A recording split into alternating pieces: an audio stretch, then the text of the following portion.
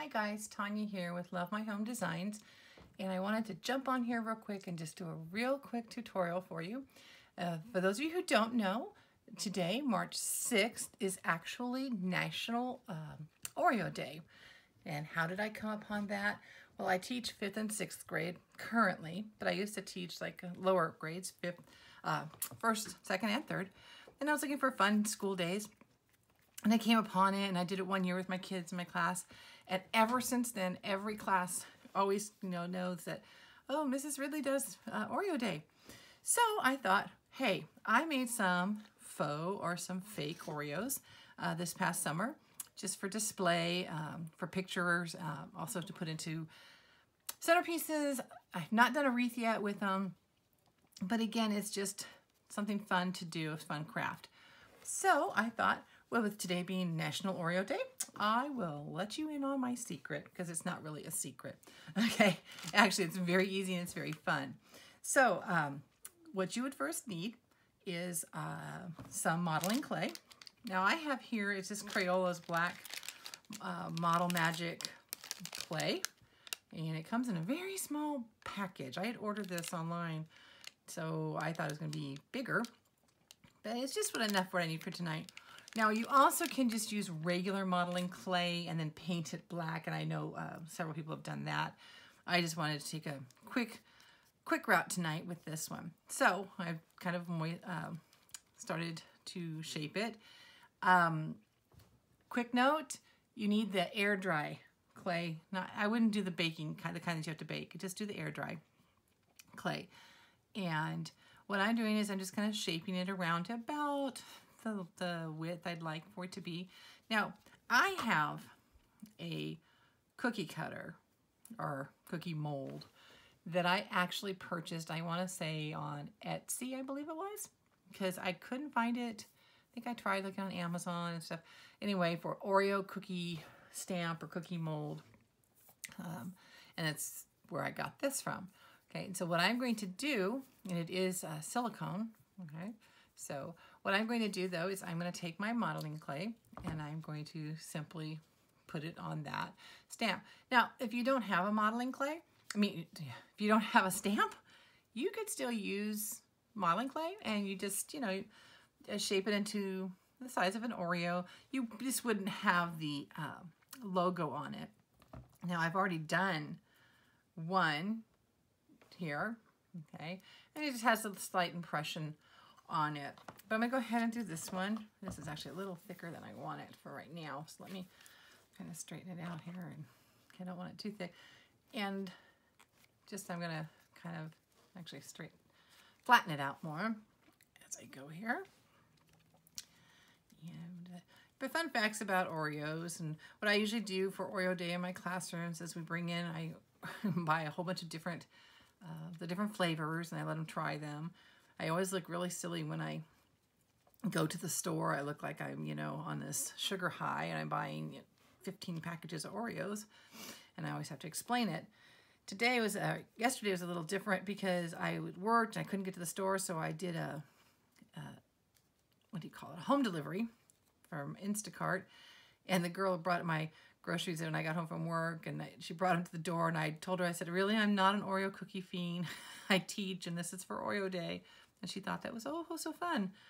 So what we'll just do is we talk about the fun facts about Oreo.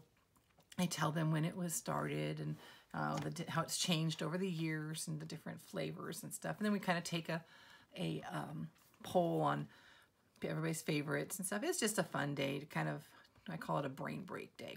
All right, now you notice as I've done this, I have some extra. Now you could go around and try to take it off, but I found that it kind of helps me a little bit for the molding. So now, if this does it right, I take it off. Now normally if I was actually going to do this as a project, I would have wax paper out, because I would want to be doing several of these and dry them out. Just for this real quick tutorial. I'm going to see, oh goodness, come on. I forgot to bring my wax paper up to my craft room here. So, okay. So as you see, I can take that apart. It's got glitter on it, okay, from my board. Now, that doesn't look like the cookie. So what I'll do is I'll just take a pair of scissors, and I'll carefully just cut around because I want to mold it. I want it to be, yeah, like the cookie. Okay, I have a tendency to want to pull it towards me and away from you guys on the camera. Okay. And I'm just going to trim it around. Okay, come on. My extra. And I just kind of want to smooth in the sides a little. Just make it nice and round. I want to be careful not to lose the impression that I have made. And there I have another side to an Oreo cookie. So really I have the two sides for my Oreo cookie, or as they were originally called, Oreo biscuits. Okay. So actually I'm kind of looking at this. This one looks a little darker than this one. But so I'm going to let them now. What I normally would do is let them dry for, goodness, 24 to even 48 hours. I would do this and let them stay out and dry. Okay, but I didn't do that. So, but I will go ahead and tell you how do I do the filling. Well, there's several different ways I guess you could do. I've never tried it, but I guess you could even do modeling clay and just do a circle to fill in it for the filling. What I have found to use is what I use for my fake frostings and things for the fake cakes I've made, and that is Patch and Prime, this Fast and Final lightweight Patch and Prime in one step. Make sure it is the lightweight one, not the, somebody gave me a patching plaster. No. This is the real quick, you know, to cover up those holes and stuff with your picture frames. Anyway, so I put some in a, this is some I had used for frosting. I put it in an airtight container because I don't want it to dry out. But what I do is I put some in there, and as you can see, and I'm going to go ahead, it's pretty white looking right now, but just to show you, because it does dry gray, I need to use some white, just a craft paint of any kind here, just for the coloring. And I'm just going to drop a couple more things of white in there. Not a lot, just enough. And then I'm going to go ahead and I'm just going to kind of stir that up, just for the consistency of like cream. Okay. And then what I would do, now you have two options. If I was doing a whole bunch of them, I would probably go ahead and put one inside of a piping bag I have here with a pipe. Oh, I just got finished doing one and I've got stuff on here now. But just a piping, what do you call this? Tip. Of which, by the way, I only use here in my craft room. I do like to decorate cookies and stuff, but those are different and those stay in the kitchen. Okay, these are specifically up here in the craft room because obviously I don't want any residue from the plaster and things. But I could put it in my bag here and I could just pipe a little bit in there and then squish them together.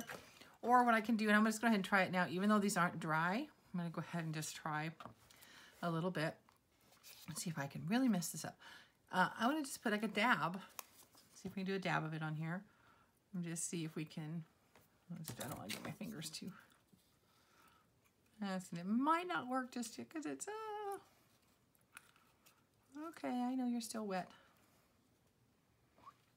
Okay, guys. Never claimed to be an expert on this. Just thought I'd share in my crafts that I do. And once you kind of get the impression, you don't want them too full. But yes, definitely what you want to do is let it sit for 2 days or so before you try doing the filling.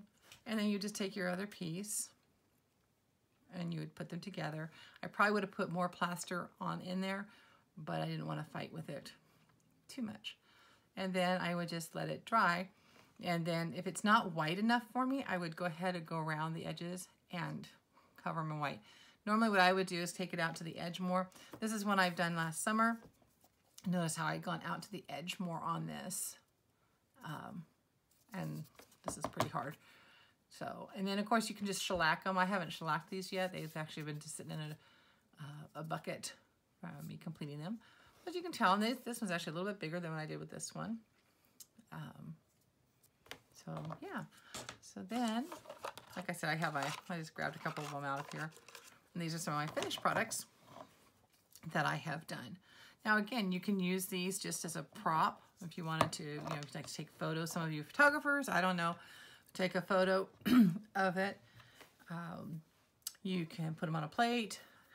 I've been saying this lately that April Fool's is coming up. You could make fake food for April Fool's Day, but definitely we don't want to like have a child getting a hold of it, because that would not be a good thing.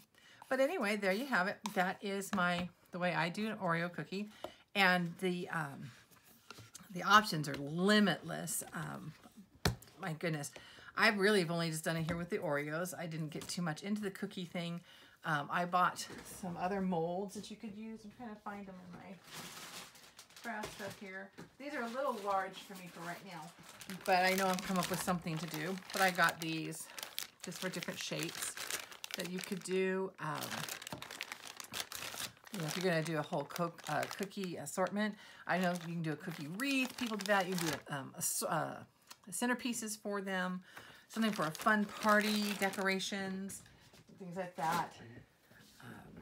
I also got these little guys at Michael's, and they're just cookie stamps, and you could just stamp out a cookie.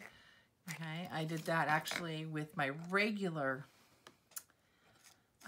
modeling clay, and I got to paint them. Got to clean that up and paint it, and then you just have some fake cookies. Okay, and that's just what I wanted to show you. Just real quick on that, hop on here to show you how you can make yourself some fake or faux Oreos that you can display nicely. You know, some people like to put nice decorations in their kitchen, on a countertop or something like that. So, okay, great. Any questions or anything, leave me a comment down below and let me know. By the way, I'll be doing more tutorials like this, so please feel free to like this video. Go ahead and share it if you'd help me with that, just so I can help build the page up and things. And hope you guys have a great National Oreo Day. March 6th, National Oreo Day. Bye.